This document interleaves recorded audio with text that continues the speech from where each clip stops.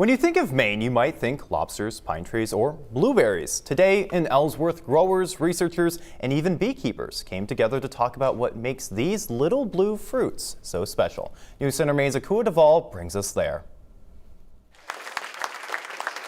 Inside the Moore Community Center in Ellsworth, the conversation today is all about one small fruit with a big impact on Maine's economy.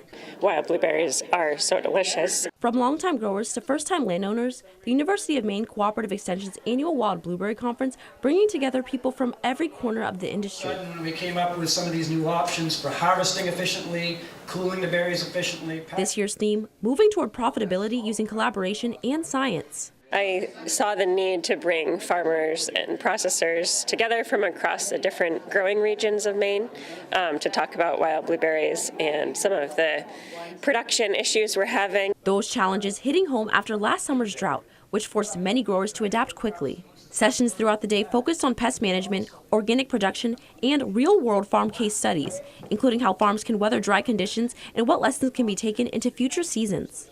For wild blueberry grower Carrie Nash, the drought highlights how heavily weather-dependent this crop is. Wild blueberries are naturally occurring.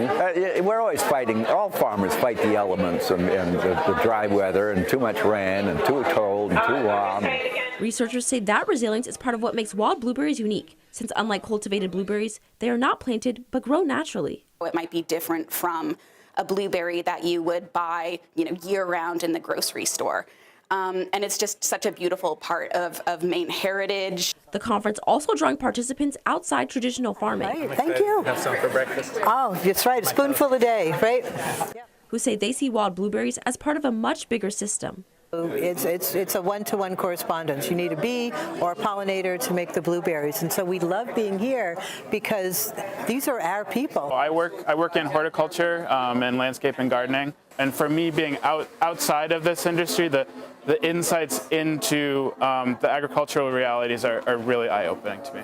And after a day of talking about the challenges, the science, and the future of this iconic Maine agriculture, there's still one thing that brings everyone together. The fruit is delicious. And they taste so good.